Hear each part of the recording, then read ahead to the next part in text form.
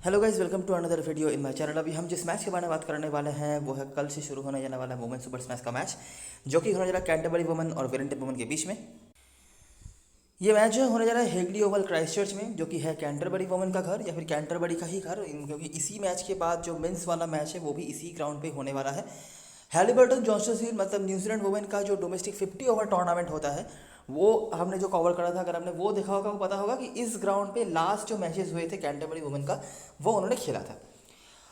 अभी तक क्या है कि WBBL ख़त्म नहीं हुआ है, तो कुछ प्लेयर्स जो दोनों टीमों के पार्ट में हो सकते हैं, स्पेशली वेलिंगटन वुमेन की तरफ से, वो अभी अवेलेबल नहीं है। ठीक है, शायद 2-3 मैच बाद से वो इंक्लूड किए जाएंगे स्क्वाड्स में।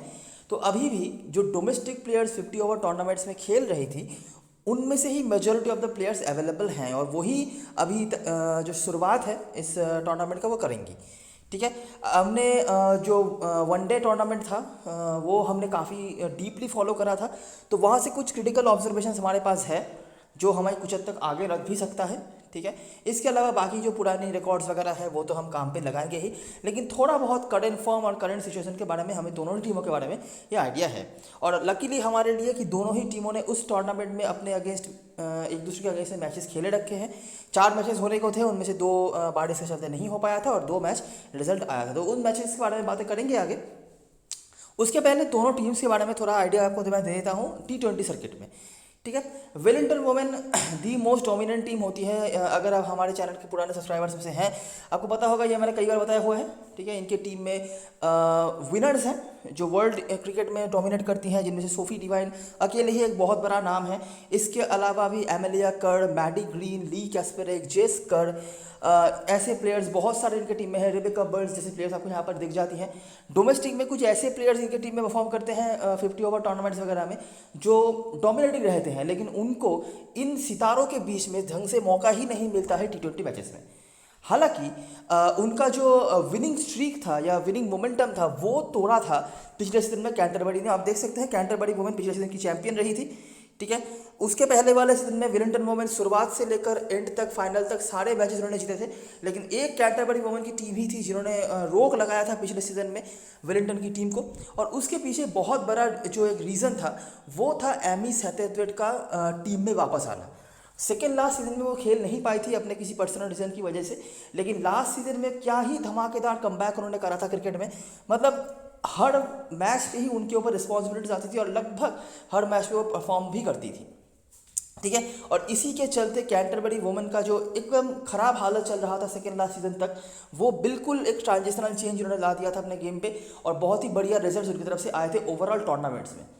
ठीक है, दोनों टीमों में सितारों की कमी नहीं है। जैसे मैंने आपको पहले ही बताया कि सोफी डिवाइन जो अभी WBBL में बिजी हैं वो अवेलेबल नहीं होंगी, तो फिलहाल के लिए हमारे पास ये एक प्रॉब्लम नहीं आने वाला है क्रेडिट वाला। नहीं तो जब वो वापस आएंगी तो वो चीज़ भी आपको और भी ज़्यादा देखने को मिलेगा, लेकिन अभी के लिए क्रेडिट का कोई इशू हमारे लिए नहीं आएगा। लेकिन हम यहाँ पे डिस्कस करेंगे कि इसके बाद भी हमें कौन कौन से प्लेयर्स को लेने हैं, कौन कौन से प्लेयर्स बेस्ट चॉइस हो सकते हैं कैप्टनसी वाइस कैप्टनसी के लिए। अगर आप ये वुमेन सुपर स्मैश पहले नहीं खेले होंगे तो मैं आपको छोटा सा आइडिया दे देता हूँ कि गिने चुने कुछ प्लेयर्स होते हैं। ठीक है, समझ लीजिए दोनों टीम्स मिलाकर 5 या 6 प्लेयर्स, और उनमें से ही 2-3 प्लेयर्स आपके लिए कैप्टनसी वाइस कैप्टनसी का मटेरियल होता है। और स्मॉल लीग जब आप खेलते हैं ना, 90% के ऊपर मैचेस होते हैं जहां पर उन 2-3 प्लेयर्स को वही आपको कैप्टन हसन बनाना पड़ता है। बड़ी लीग में कुछ अलग हो वो अलग बात है। कोई प्लेयर 1-2 कैचेस पकड़ रही हैं, कोई प्लेयर एक विकेट एक्स्ट्रा ले रही हैं, उसी के ऊपर डिपेंड कर जाता है आपका रिजल्ट। बहुत ज़्यादा वेरिएशन इन मैचेस में आपको देखने को नहीं मिलता, तो एक्सपेरिमेंट करने का बहुत ज़्यादा स्कोप जो है यहाँ पर आपको होगा नहीं। ठीक है, ये मैंने पहले भी बताया हुआ है, न्यूजीलैंड का जो 50 ओवर टूर्नामेंट था, अभी बता रहा हूँ कि हो सकता है कि आपके और आपके ओपोनेंट्स के टीम में 9, 10 या फिर 11 प्लेयर्स ही सेम हो, छोटे मोटे कुछ चेंजेस हों, एक आध कैप्टन वाइस कैप्टन अलग हो, उसके ऊपर ही डिफरेंस जो है दोनों टीमों के बीच में वो आता है। ठीक है, तो आगे बढ़ते हैं और देखते हैं क्या क्या चीज़ें हमारे लिए इस वीडियो में वेट कर रहे हैं। विदर बिल्कुल क्लियर है, कोई इशू नहीं है यहाँ पे। वेलिंगटन वुमेन ने हालांकि तीसरे नंबर खत्म किया था, लेकिन वो फाइनल पे गए थे और फाइनल में हारना पड़ा था उनको कैंटरबरी वुमेन के अगेंस्ट में। आखिरी 5 T20 मैचेस में 3-2 से भी अभी भी आगे है वेलिंगटन वुमेन, लेकिन पिछले सीजन के पहले तक ये 4-1 या 5-0 ऐसा कुछ चल रहा था। ये कुछ परफॉर्मर्स हैं जहां पर आप सोफी डिवाइन को दोनों तरफ से, सोफी डिवाइन और एमिलिया कर्ड एक तरफ से और दूसरी तरफ से एमी सतरवेट। केट इब्राहिम आपको पता होगा ओटागो वुमेन की टीम में जुड़ चुकी हैं, तो वो अवेलेबल तो है नहीं। बाकी बॉलिंग पे कैंटरबरी वुमेन की तरफ से फ्रैंकी मैक्के ने काफ़ी बढ़िया बॉलिंग कराया था। बैटिंग में उतना ज़रूरत उनको नहीं पड़ा था क्योंकि सतरवेट आ गई थी। केट इब्राहिम भी बहुत ही बढ़िया फॉर्म से चल रही है। ये इनका भी मतलब इंक्लूजन हुआ था पिछले सीजन में, ये भी सेकंड लास्ट सीजन तक नहीं थी टीम में। तो इन दोनों के आने के बाद आप देख सकते हैं कितना ज़्यादा डोमिनेटिंग परफॉर्मेंस इनका था। एक का 73 का औसत टॉप ऑर्डर में बैटिंग करने के बावजूद भी, और दूसरे का 52 का औसत था। बाकी बॉलिंग पे ली ताहू कुछ खास नहीं था, इनका इनकंसिस्टेंट रही थी, लेकिन फ्रैंकी मैक्के काफ़ी अच्छा। और वेलिंगटन की तरफ से आप देख सकते हैं बॉलिंग पे भी जो नाम मैंने आपको ऊपर ही बताया था उनमें से ही है एमिलिया कर्ड, जेस्कर, कैस्पेरिक और सोफी डिवाइन। ये सीजन परफॉर्मर रही है पिछले एडिशन में। अभी हम देखते हैं कि जब ये दोनों टीमें आमने सामने होती है तो क्या होता है। आखिरी 6 मैचेस को हम कंसिडर करते हैं, ज़्यादा पुराना नहीं होगा, 2 सीजन तक ही हम जाएंगे, ज़्यादा पुराना नहीं जाएंगे। तो उनमें से ही हम देखते हैं कि क्या क्या चीज़ें हमें मिल रही हैं, है ना। देखते रहो। कैंटरबरी बनाम वेलिंगटन, ये हुआ था ऑकलैंड में मैच। 130 बना था कैंटरबरी ने, वेलिंगटन ने इजीली तो नहीं कहूँगा लेकिन चेस कर लिया। जेस्कर डिवाइन कोई अवेलेबल यहाँ पर नहीं है। ये बल्लेबाजों में से भी केट इब्राहिम अवेलेबल नहीं है, बाकी बर्मिंघम तो बहुत देर से खेलती नहीं है। एमिलिया कर्ड और रेबेका बर्न्स आपको दिख रही हैं, बाकी गैबी सलीवन भी नहीं खेल रही हैं और बॉलर में से कोई नहीं है, ठीक है। थोड़ा दिक्कतों का सामना ज़रूर करना पड़ा था लेकिन चेस कर लिया वेलिंगटन ने इस मैच में। अगला मैच, और ये भी हुआ था हेगली ओवल क्राइस्टचर्च में ही, पहला मैच जो हमें इस ग्राउंड का देखने को मिल रहा है। क्या हुआ नोटिस करो, कैंटरबरी ने बनाया था 137, उसी रेंज का स्कोर अभी हमें बनते हुए दिख रहा है। Kirsty Nation, Nat Cox, Frankie McKay, Jacinta Savage, ये सारे ही अवेलेबल है, ठीक है। डियाना डाउटी, मैंने आपको पहले ही बताया हुआ था, जो आपने अगर आपने जो वनडे टूर्नामेंट था, अगर आपने वो मैचेस के वीडियोस देखे होंगे, मैंने पहले ही बताया हुआ था कि डियाना डाउटी काफ़ी इंपॉर्टेंट रोल प्ले करती थी 2-2.5 सीजन पहले तक भी, लेकिन अचानक से पता नहीं क्यों इनको सही से टीम इस्तेमाल नहीं करने लगी है। लास्ट जो मैच खेला था वेलिंगटन वुमेन ने 50 ओवर टूर्नामेंट का जो मैच हुआ था, वहाँ पे इनको खिलाया गया था, ठीक है, लेकिन सिर्फ 2 ओवर की बॉलिंग मिली थी। बैटिंग ये करती नहीं है, ये बॉलर ही है, तो इतना ज़्यादा इग्नोरेंस क्यों इनकी तरफ है मुझे नहीं पता। लेकिन जैसे ये सीज़न हम कवर करते जाएंगे, जब पुराने मैच सब देखेंगे, आपको इनका नाम कई बार दिख जाएगा। तो जो भी हो, इनके विकेट से जो करंट स्क्वाड में अवेलेबल है, लेकिन हाई चांस है कि ये खेलेंगी नहीं। बाकी कैस्पेरिक है, वेलिंगटन ने यहाँ पर चेस कर लिया था। रेचल प्रीस्ट इनकी टीम में खेलती थी, लेकिन अब ये अवेलेबल नहीं है। एमिलिया कर्ड वापस से, ठीक है। इसके अलावा मैक्के, जसिंटा सैवेज और ताहू के विकेट से यहाँ पर विकेट टेकर में से कोई नहीं थे, लेकिन एमिलिया कर्ड दोनों ही मैच में आपको बैटिंग से कॉमन होते हुए दिख रही हैं। और बाकी ये कोई नए नाम है। उसके बाद अगला मैच, ये जो नेक्स्ट 2 मैचेस आप देखने वाले हैं ना, ये होने वाले हैं सेकेंड लास्ट सीजन के मैचेस, जब कोई भी प्लेयर्स, मेन प्लेयर्स अवेलेबल नहीं थे। खाली फ्रैंकी मैक्के के ऊपर टीम पूरी तरह से डिपेंड करती थी। अगर वो चली तो टीम का कुछ हुआ, नहीं तो बहुत ही खराब हालत में रहते थे। तो उसका एग्जाम्पल है ये कैंटरबरी और वेलिंगटन का मैच हुआ था। ये वेलिंगटन के घर पे हुआ था, 96 पर वो निपट गए थे। देखिए मैक्के का कुछ परफॉर्मेंस, नेशन का कुछ परफॉर्मेंस, बाकी एमिलिया कर्ड तीसरी बार इनका नाम आ रहा है और इस बार बॉलिंग से। डियाना डाउटी फिर से इनका नाम आ रहा है। बाकी कैस्पेरिक और जेटली का एक विकेट था। वेलिंगटन ने यहाँ पर चेस कर लिया था इजीली। मिसी बैंक्स जो करंट स्क्वाड में अवेलेबल हैं और रेबेका बर्न्स, इनका परफॉर्मेंस था। तो लगातार तीनों ही मैच पर आप देख सकते हैं वेलिंगटन ने जीता है। पहले 2 मैच में हमने थोड़ा बहुत क्लोज होते हुए देखा था मैच को, लेकिन जैसे ही हम जो 2019-20 का सीजन था वहाँ पे आ जाएंगे, आपको एक तरफा मैच जो है देखने को मिल जाएगा, ठीक है। और ये एक ही मैच हुआ था शायद पिछले सीजन के मैचेस को अगर हम देख लें तो 2 मैचेस आपको दिख जाते हैं ग्रुप स्टेज में और एक हुआ था फाइनल। देखो क्या चेंज हुआ, यहाँ पर कैंटरबरी की बैटिंग वापस से खराब रही थी, ठीक है, लेकिन 2 जो इनके मेन प्लेयर्स थे, ये क्राइस्टचर्च में मैच हुआ था वैसे, एमी सतरवेट और केट इब्राहिम इन्होंने परफॉर्म करा। बॉलरों में से मैडी ग्रीन, ली कैस्पेरिक, इनका भी नाम कई बार आ रहा है, और एमिलिया कर्ड, फिर से देखिए एमिलिया कर्ड का कंट्रीब्यूशन काफ़ी बार हो रहा है। और बाकी मैडी ग्रीन और सोफी डिवाइन ने परफॉर्म करा हुआ था। मैडी ग्रीन मेरे ख्याल से पहली बार खेली थी वेलिंगटन की होकर, नहीं तो इसके पहले तक वो ऑकलैंड के होकर खेलती थी। और लगातार चौथा मैच जो वेलिंगटन ने यहाँ पर जीत हासिल करा, ठीक है। यहाँ पर बैटिंग उतना अच्छा नहीं हुआ था, डिस्पाइट आप नोटिस करो कि सैथरवेट और इब्राहिम ने मिलकर यहाँ पर 86 रन बना दिए थे, बाकी 9 प्लेयर्स ने मिलकर बनाए थे सिर्फ 31 रन। पिछले सीजन का ग्रुप स्टेज का लास्ट जो मैच हुआ था वो भी वेलिंगटन में हुआ था। इस बार क्या हुआ, वेलिंगटन ने पहले बैटिंग करा, लेकिन इस बार क्या हुआ कि सोफी डिवाइन जो मतलब ताबड़तोड़ शुरुआत देती हैं वो यहाँ पर पॉसिबल नहीं हुआ, ठीक है। हालांकि ग्रीन, कैस्पेरिक, न्यूटन का यहाँ पर कॉन्ट्रीब्यूशन था, लेकिन उसके बावजूद भी ज़्यादा स्कोर बना नहीं। सैथरवेट, मैक्के, ताहू के विकेट्स कैंटरबरी ने इजीली यहाँ पर चेस कर लिया। और मेरे ख्याल से यहाँ पर एमिलिया कर भी खेल नहीं होगी या फिर ऐसा कुछ होगा। सैथरवेट का यहाँ पर परफॉर्मेंस था, बाकी नेट कॉक्स ने यहाँ पर कंट्रीब्यूट करा। सैथरवेट नोटिस करिए परफॉर्मेंस इनका, ठीक है, 71 रन्स 2 विकेट्स। और यहाँ पर जो वो खेली थी यहाँ पर भी उनके खाते में 52 रन थे, हालांकि विकेट वो नहीं निकल पाई थी। लास्ट जो मैच था जो कि फाइनल था दोनों टीमों के बीच में, यहाँ पर भी अगर हम नोटिस करेंगे पहले बैटिंग करी कैंटरबरी की टीम। इस बार तो डिवाइन ने भी स्टार्ट करा था, एमिलिया कर भी थी, रन आउट हो गई थी, वो यहाँ पर अच्छा खेल रही थी लेकिन रन आउट हो गई थी। मैडी ग्रीन कंसिस्टेंटली इन तीनों का नाम आया है, ठीक है। सोफी डिवाइन एक में नहीं चली है, लेकिन जब भी चली है 40 के ऊपर उनका स्कोर गया है, वो खेलेगी नहीं, हम छोड़ देते हैं उनकी बात। सैतद में नोटिस करो 3 विकेट, ठीक है। हालांकि बैटिंग में कुछ खास वो कर नहीं पाए थे, लेकिन ताहू के यहाँ पर रन थे। एमिलिया का नोटिस करिए 3 विकेट इनके खाते में थे, बाकी के टीम रहे के परफॉर्मेंस भी रहे हैं। और कैंटरबरी ने एक टेस्ट मैच में मैं कहूँगा यहाँ पर जीत हासिल कर लिया। तो देखने वाली बात यह है कि आखिरी जो 2 मैचेस खेली है कैंटरबरी की टीम, ठीक है, उनकी बॉलिंग बेहतर रही है। एक में तो फिर भी सोफी डिवाइन चली थी, उसके बावजूद भी उनकी बॉलिंग बेहतर रही है। और लीड करने वाली प्लेयर एक जो कॉमन हमें मिली है वो है सैथरवेट। ताहू लास्ट 2 मैच में ही कंट्रीब्यूट कर रही हैं, एक में विकेट निकाला था, एक में विकेट तो नहीं निकाला था उन्होंने, लेकिन रन बना के उसकी बराबरी उन्होंने कर दी थी। एमिलिया कर एक कंसिस्टेंट नाम हमें मिल रही है। बैडी ग्रीन जब से वेलिंगटन में ज्वाइन हुई है तब से कंट्रीब्यूट वो करे जा रही हैं। लेई कैस्पेरेक, ये 5 नाम हैं जो हमें कंसिस्टेंटली मिले। फ्रैंकी मैक की खास कुछ उनका परफॉर्मेंस रहा नहीं है, बैटिंग से भी मेरे ख्याल से खास कुछ हमने देखा नहीं है। बॉलिंग पे यहाँ पर एक 2 विकेट था, यहाँ पर एक विकेट, यहाँ पर 20 रन, ऐसा मतलब खास कुछ इनका नहीं रहा है इस फिक्चर में, अगर सही बताया जाए तो। यहाँ पर 22 रन 1 विकेट, ऐसा, ठीक है। तो ज़्यादा कुछ डोमिनेटिंग नहीं रहा है, लेकिन जो मेजर परफॉर्मर्स हमने आखिरी 2-3 मैच में नोटिस करा है वही है। और एक और चीज़ जो हम नोटिस कर पा रहे हैं कि ये फिक्चर ना बहुत हाई स्कोरिंग रहा नहीं है। हमने पहले के 2 मैचेस में देखा है, ठीक है, बिल्कुल पुराने मैचेस जो थे 2019 के मैचेस, हमने वहाँ पर भी रन्स कम बनते थे। विकेट्स बहुत गिर रहे हैं ऐसी बात नहीं है, लेकिन रन्स कम बन रहे हैं, ठीक है। उसके बाद जैसे हम जो 2020 वाला जो सीज़न था वहाँ पर हम आ गए थे तो चीज़ें थोड़ी सी अलग हुई थी। वेलिंगटन ने यहाँ पर काफ़ी अच्छी बैटिंग करी थी, उसके बाद से वापस से हमें थोड़ा बहुत लो स्कोरिंग एनकाउंटर की तरफ देखने को मिल रहा है। जो बैटिंग डोमिनेशन का सीन है वो दोनों ही बार वेलिंगटन ने करा है। बाकी Canterbury as a batting side उन्होंने बहुत अच्छा नहीं करा है, ये एक मैच छोड़ के जहाँ पर सैथरवेट कुछ अलग लेवल पे खेल के गई थी। बाकी ओवरऑल कैंटरबरी ऐसे बैटिंग साइड उतना अच्छा नहीं रही है। वेलिंगटन डोमिनेटिंग रही है पास्ट के मैचेस में, लेकिन रीसेंट मैचेस में 3 में से 2 मैच उनको हारना पड़ा है, और उसके पीछे बहुत बड़ा योगदान रहा है एमी सैथरवेट और कुछ हद तक ली ताहू का, ठीक है।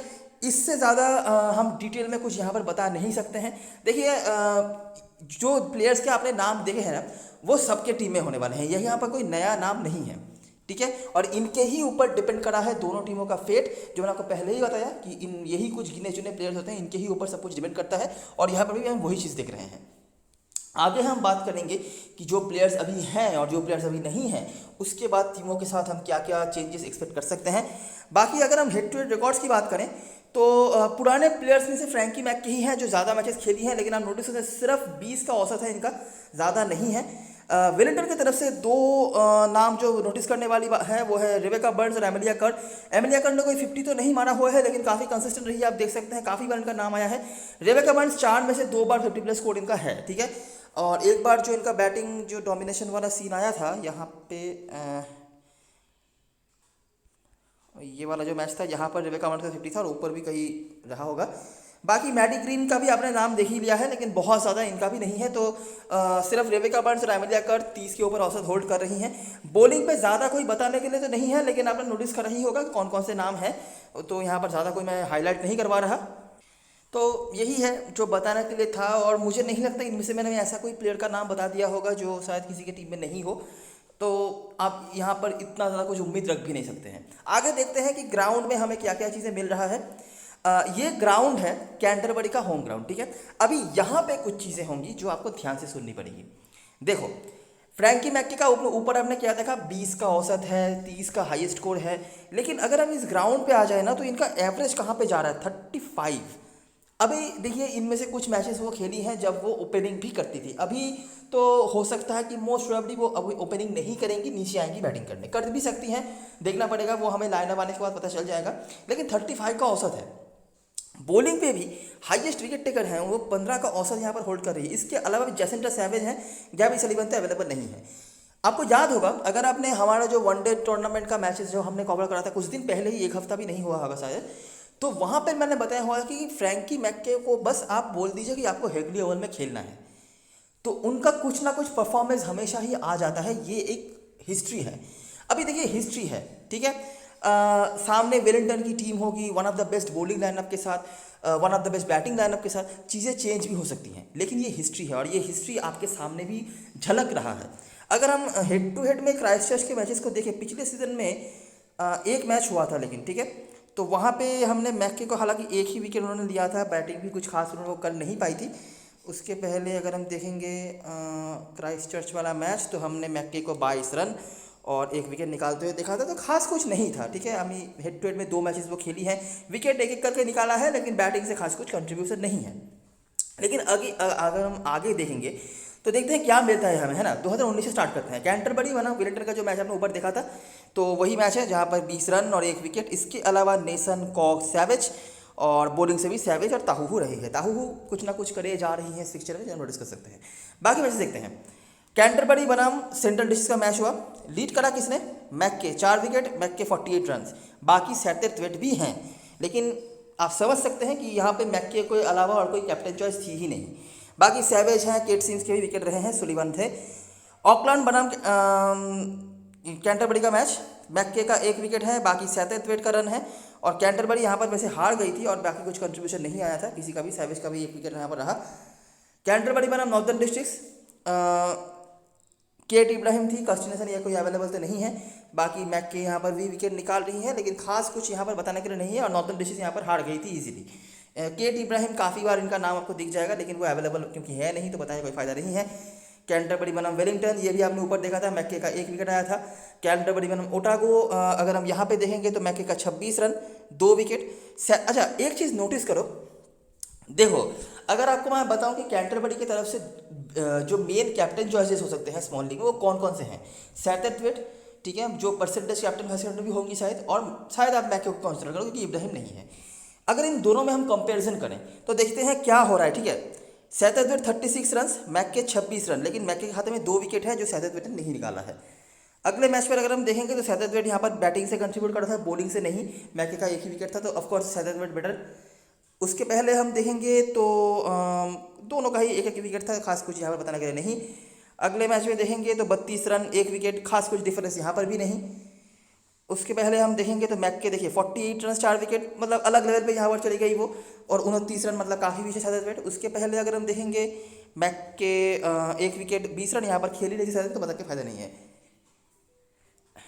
थोड़ा एज जो है मैक्के ने यहाँ पर ज़्यादा रखा हुआ है, जैसे कि आप नोटिस कर सकते हैं। सैटेथवेट का खास कुछ परफॉर्मेंस आया नहीं है, ठीक है। एक ही मेरे ख्याल से 50 का स्कोर उन्होंने बनाया था, जी हाँ, एक 52 था।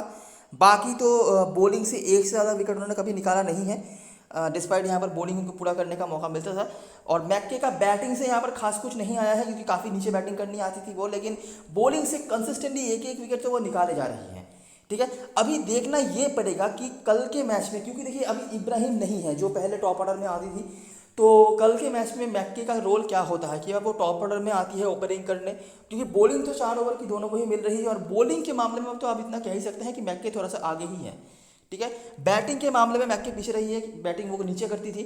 अभी देखना पड़ेगा कि उनको टॉप ऑर्डर में खिलाया जाता है या नहीं। जो वनडे मैचेस हुए थे वहाँ पर मैक्के ने ओपनिंग करा हुआ था, ठीक है। तो अगर वही ट्रेंड फॉलो होता है तो मैक्के ओपनिंग कर सकती हैं। और आप देख सकते हैं कि यहाँ पर उनके रिकॉर्ड्स बेटर हैं दैन सैटेथवेट। मैं इतना ज़्यादा हाईलाइट क्यों करवा रहा हूँ, जब मैं टीम बनाऊंगा तब आपको समझ में आएगा कि क्यों, इसके पीछे के रीज़न क्या है। चलो, तो ये है ग्राउंड के रिकॉर्ड्स, ठीक है। ज़्यादा कुछ देखिए, ये वोमेंस मैचेस हैं, ज़्यादा कोई पिच का, ज़्यादा कोई इनिंग्स का कोई वेरिएशन यहाँ पर होता नहीं है। जो बेस्ट प्लेयर्स हैं वही परफॉर्म करती हैं, जो अच्छा करती है वो जीतती हैं, जो नहीं करती हैं वो हारती हैं।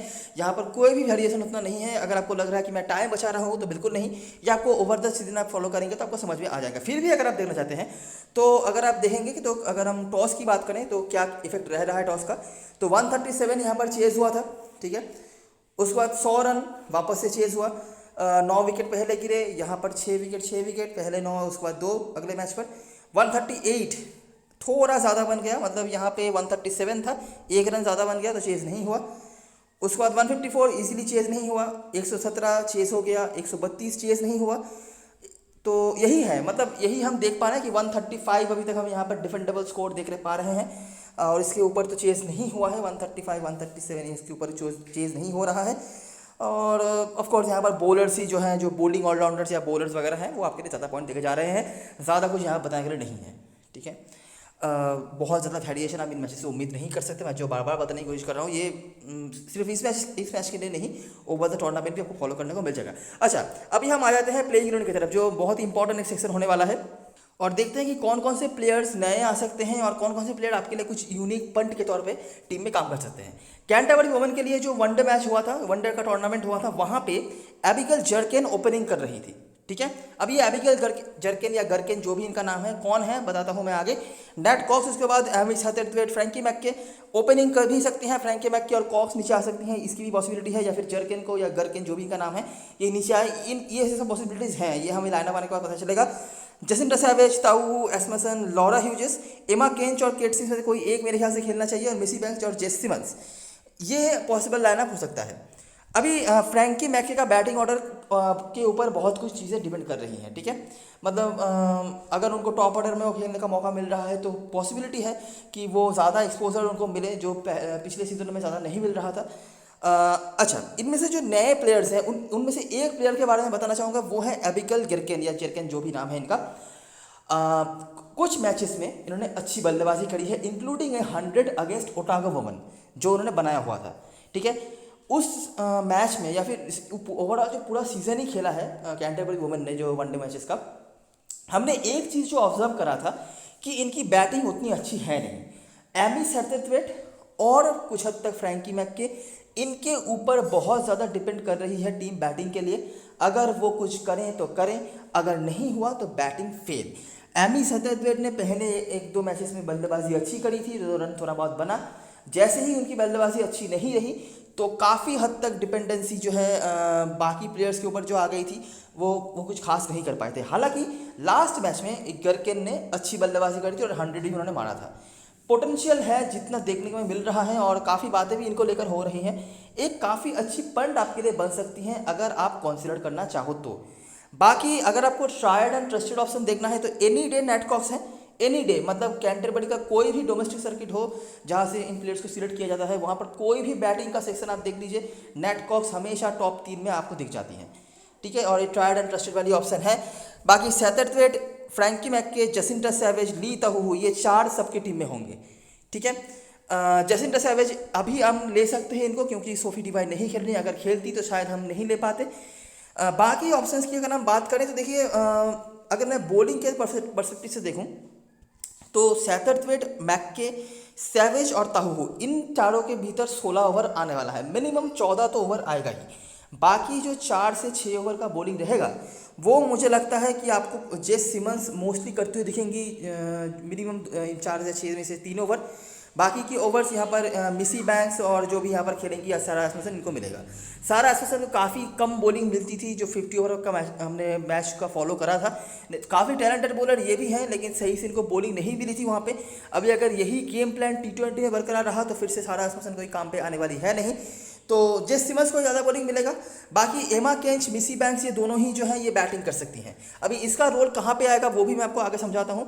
बैटिंग कर लेंगी और जो भी खेलेंगी मिनिमम 2 ओवर की बॉलिंग तो मिलनी ही चाहिए, तो उस हिसाब से आपके लिए इंपॉर्टेंस ये रख सकती हैं। तो हमारे लिए स्मॉल लीग में जो प्लेयर ज़रूर से होंगी, सेथरथवेट, मैक्के, सैवेज, ताहू, ये 4। 5वां प्लेयर हम कॉक्स को लेंगे ट्रायड एंड ट्रस्टेड ऑप्शंस के तौर पे, अगर अलग देखना चाहते हो तो जर्कन। अच्छा, बात करते हैं वेलिंगटन वुमेन के बारे में। तो ओपनिंग तो धीरे सोफी डिवाइन करती थी, अभी सोफी डिवाइन नहीं खेलेंगी, देखना पड़ेगा कौन करती हैं। रेबेका बर्न्स कर सकती हैं, मैकफैडियन भी कर सकती हैं, तो इन दोनों में से मुझे लगता है कोई एक आपको ओपनिंग करते दिख जाएंगे।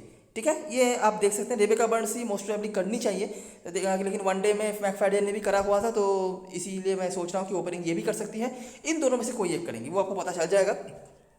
बाकी एमिलिया कर्ट, थैमसन न्यूटन, जिनको पूरी तरीके से बैट्समैन की तरह ही यूज़ कर रही है टीम, अभी बॉलिंग नहीं मिल रही है इनको। ली कैस्पेरिक जो इनके मेन बॉलर होने वाले हैं एमिलिया कर्ट के बाद। केटलिन किंग, जॉर्जिया प्लीमर, मानेका सिंह, जारा जेटली और नताशा कोडायर, इनमें से जो प्लेयर्स के बारे में बताना मैं चाहूँगा, उनमें से पहला नाम तो आता है मानेका सिंह का। इनका पोटेंशियल कितना ज़्यादा है ये आपने पहले भी शायद ऑब्जर्व करा होगा। ओपनिंग बॉलिंग को भेजा जाता है और मतलब ये one of the few domestic players में से होती है वेलिंगटन की टीम में जिनके ऊपर टीम पूरा भरोसा करती है।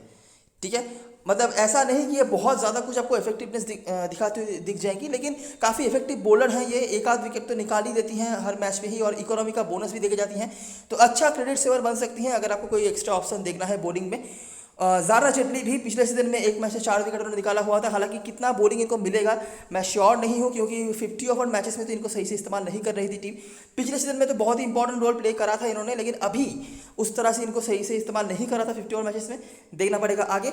केटलिन किंग, इनके बारे में बताना ज़रूरी है। ये पहले ऐसे बैट्समैन खेलती थी टीम में, ठीक है, लेकिन अभी मतलब इन्होंने बॉलिंग में क्या कुछ विकेट्स निकालना शुरू करा है। प्रैक्टिस अच्छे से भी काफ़ी इन्होंने विकेट निकाला हुआ है, तो तब से इनको बॉलर बना दिया गया है और ये बॉलरों के भी नीचे बैटिंग करने आ रही है।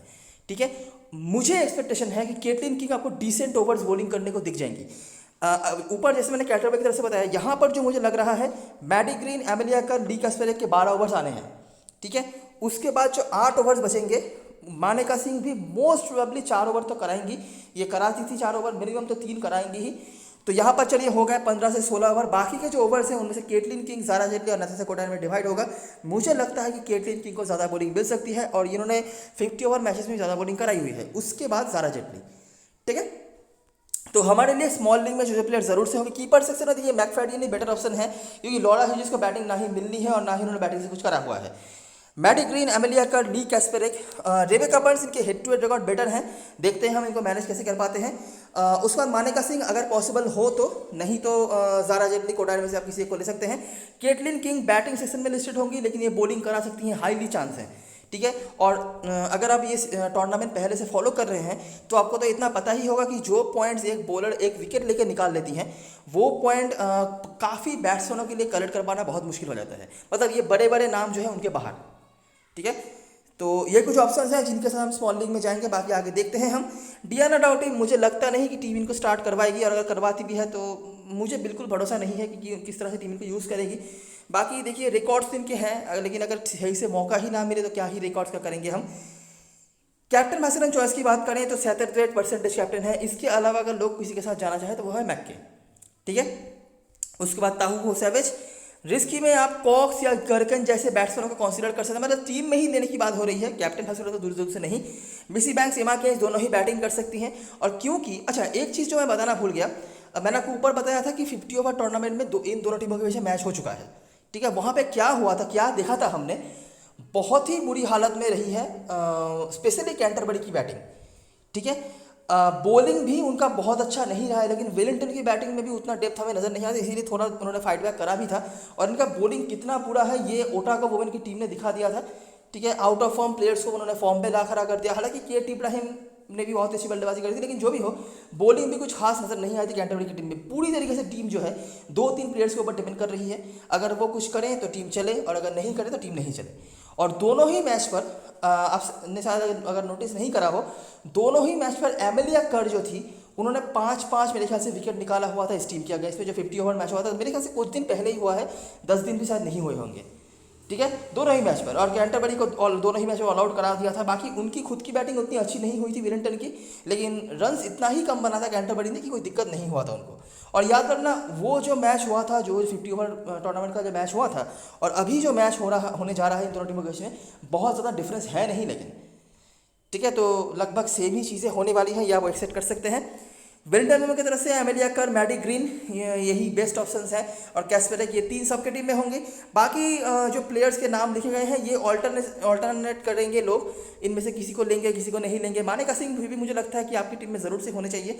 बाकी Zara Jetley, Caitlin King, Rebecca Burns, McFadyen, ये कुछ ऑप्शंस हैं जिनके साथ आपको बस 11 जनों का जो टीम है वो फिल करना है। ठीक है, बाकी इनका रोल बहुत ज़्यादा नहीं कुछ होगा। तो मैंने इस तरह का एक स्ट्रक्चर बनाया है, और सही बताऊं तो मुझे ये स्ट्रक्चर काफ़ी सही भी लग रहा है। ठीक है, एक काम आपको करना पड़ेगा, देखना कि ओपनिंग कौन कर रही है, मैकफैडियन कर भी रही है या नहीं। ठीक है, देखिए दोनों जो कीपर हैं आपके पास, मैकफैडियन और लॉरा ह्यूजेस में से मैकफैडियन बेटर ऑप्शन है, ठीक है। लेकिन अगर ये कीपिंग मतलब ओपनिंग नहीं करती हैं तो आप लॉरा ह्यूजेस के साथ जा सकते हो। क्यों जा सकते हो? क्योंकि तब जाके एक्स्ट्रा कोई बॉलर लेने का भी ऑप्शन आपके पास आ जाएगा वेलिंगटन की तरफ से। क्योंकि देखिए आप 7 प्लेयर मेरे लिए हो गया है जब मैंने मैकफैडन को लिया है। अब मैं क्यों कह रहा हूँ, एक तो पहली बात आपके दिमाग में ये आ सकता है कि क्यों मैं वेलिंगटन को स्ट्रांग मान रहा हूँ, मैं उनके सपोर्ट में टीम बना रहा हूँ, और क्यों मैं वेलिंगटन की तरफ से एक्स्ट्रा बॉलर की बात कर रहा हूँ। और वो है इसीलिए कि 50 ओवर का जो मैच हमने देखा था ना, वहाँ पर मैंने ये चीज़ ऑब्जर्व करा है और हमने भी ये चीज़ ऑब्जर्व करा है कि कैंटरबरी की बैटिंग बिल्कुल भी सही नहीं चल रही है, ठीक है। एक यंग प्लेयर ज़रूर एक मैच में अच्छा करी है, उन्होंने डिपेंडेंसी दिखाई है, लेकिन बाकी अगर टीम की बैटिंग देखी जाए, मैं बॉलिंग की बात नहीं कर रहा, बॉलिंग फिर भी चलो ठीक है, विकेट्स निकल रहे हैं, हालांकि बहुत अच्छा वहाँ पे भी नहीं हुआ है। कोई बड़े बैट्समैन आ जाए तो वहाँ पे भी उनका जो बॉलिंग का जो वीक पॉइंट है वो एक्सपोज हो सकता है, लेकिन बैटिंग बहुत ज़्यादा ख़राब नज़र आया है। और स्पेशली एक नाम को तो आपने नोटिस करा भी होगा अगर हमने वो मैचेस खेले होंगे, तो वो है एमिलिया कर। जैसे मैंने बताया कि दोनों मैच में पाँच विकेट उन्होंने निकाल के रखा हुआ था, ठीक है। उसके बाद मैंने ली कैस्पेरे को रखा है, मैडी ग्रीन है, मानेका सिंह को मैंने रखा है। तो 4 बॉलर्स तो हैं ही, और एक पंट बॉलर भी है यहाँ पर केटलिन किंग। चांसेस बहुत ज़्यादा हैं कि ये बॉलिंग कराएंगी, ठीक है। और काफ़ी अच्छा परफॉर्मेंस उन्होंने करा हुआ है बॉलिंग से, तो इसीलिए मैंने केटलिन किंग को रखा हुआ है। यहाँ पर जो 4 मेजर ऑप्शंस हैं हमारे लिए, सैथरथवेट, फ्रैंकी मैक के, जसिंटा सैवेज और ताहू, इनको मैंने रखा है। इनमें से मैक के, सैथरथवेट, ताहू तो आपकी टीम में है ही। जसिंटा सैवेज को मुझे लगता है लोग ले ही लेंगे। अगर आप जसिंटा सैवेज के ऊपर कुछ सोचना चाहते हो तो सोच सकते हो, और उनकी जगह पर अगर आप चाहो तो यहाँ पे समझ लीजिए जेरकिन के रूप में आप एक्स्ट्रा बैट्समैन ले रहे हैं। अगर आप केटलिन किंग को ड्रॉप करके एक्स्ट्रा बॉलर यहाँ पर लाना चाहते हैं, ज़ारा जेटली हो गई, या फिर और कोई है नहीं, और तो कोई दिखे। अच्छा, न्यूटन को पूरी तरीके से टीम ऑलराउंडर की तरह यूज़ नहीं कर रही है, बॉलिंग नहीं दे रही है, तो इसीलिए इनको मैंने नहीं लिया है। तो ऐसे किसी ऑप्शन के साथ जा सकते हो, ठीक है। तो ऐसा भी आप कर सकते हो, लेकिन मैंने इनिशियली ऐसा ही बना के रखा हुआ था, और मुझे ये कॉम्बिनेशन काफ़ी सही भी लग रहा है, ठीक है। और मुझे पूरी उम्मीद यहाँ पर फिर से है, अगर सैथरथवेट या स्पेशली सैथरथवेट की बात करूँगा, अगर वो कुछ अलग हट के नहीं कर जाती हैं तो मुझे लगता है कि यहाँ पर फिर से दिक्कत हो सकता है कैंटरबरी वुमेन की टीम को। जहाँ पे पंट जाओ आपके लिए बन सकते हैं बैटिंग सेशन से नैट कॉक्स और एबिगेल जर्किन या गर्किन, जो भी नाम है, इन दोनों में से एक को आप ट्राई कर सकते हैं। ये आपके लिए कुछ अलग कर सकती हैं, इन्होंने कुछ हद तक पोटेंशियल दिखाया हुआ था। नैट कॉक्स तो ट्राइड एंड ट्रस्टेड प्लेयर है, हिट टू हिट भी कुछ नाम है, इस ग्राउंड पे भी उन्होंने कुछ परफॉर्म करके रखा हुआ है। बिल्कुल एक ट्रायबल ऑप्शन है अगर आप देखना चाहते हैं तो। और यहाँ पर एमा केनचोंगी अगर खेलती हैं तो ये थोड़ी सी बॉलिंग करा सकती हैं, ठीक है। तो बस इनमें से अगर आप देखना चाहते हैं तो कर सकते हैं। केटलिन किंग को लेने का एक ही मतलब है कि वो बॉलिंग करा सकती हैं। अगर वो बॉलिंग नहीं कराती हैं तो शायद काम पे आपके नहीं आए, ठीक है। तो ये एक सिलेक्शन है जिसके ऊपर आप कंसीडर कर सकते हो। कैप्टन वाइस कैप्टन चॉइस की बात करें, मुझे लगता है आंख बंद करके एमिलिया कर बेस्ट ऑप्शन है, कोई दिक्कत वाली बात ही नहीं है। इस फिक्चर में भी अच्छे रिकॉर्ड्स हैं, रिकॉर्ड के मामले में, मोमेंटम के मामले में, रिसेंट जो मैचेस हुए हैं वहाँ पे भी इन्होंने धागा खोल के रखा हुआ है, तो कोई दिक्कत वाली बात नहीं। वाइस कैप्टनसी के लिए आप सैथरथवेट के साथ जा सकते हो परसेंटेज देखोगे तो, लेकिन एक छोटा सा चेंज अगर आप करना चाहते हो, वाइस कैप्टनसी के लिए आप मैकके के साथ भी जा सकते हो।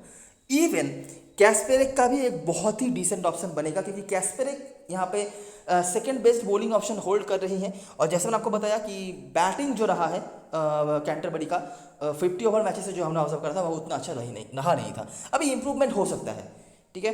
और 20 ओवर का मैच है, ज़्यादा टाइम लगता नहीं है। अगर कोई यहाँ पर बीच में प्लेयर खड़ी हो गई, 70-80 रन बना गई, तो चीज़ें बदल भी सकती हैं, जो एबिलिटी है भी सैथरथवेट और मैकके जैसे प्लेयर्स के पास। लेकिन जो हुआ है अभी 50 ओवर मैचेस में, उसी के बेसिस पर ये टीम है, और उसी के बेसिस पर हम हमारा थॉट प्रोसेस लीड कर रहे हैं। और मेरा प्रेडिक्शन आप समझ ही गए होंगे कि इस मैच में वेलिंगटन ही फेवरेट है, डिस्पाइट उनकी तरफ से कुछ प्लेयर्स नहीं हैं, ठीक है। तो एमिलिया कर कैप्टन, फ्रैंकी मैक के अलग रहने के लिए वाइस कैप्टन, या फिर सेफ सैथरथवेट, और बहुत ही ज़्यादा अलग हटके कुछ करना है तो कैस्पेरिक को भी आप वाइस कैप्टन के तौर पर ट्राई कर सकते हो। तो ये रही सारी चीज़ें और सारी एनालिसिस। वीडियो को पसंद आया हो तो लाइक ज़रूर करना, सब्सक्राइब करना, चैनल को टेलीग्राम चैनल पर जरूर ज्वाइन हो जाना, क्योंकि लास्ट टाइम पे सारी अपडेट्स वगैरह यहीं पे आने वाली हैं। तब तक के लिए best luck for this match and goodbye for now.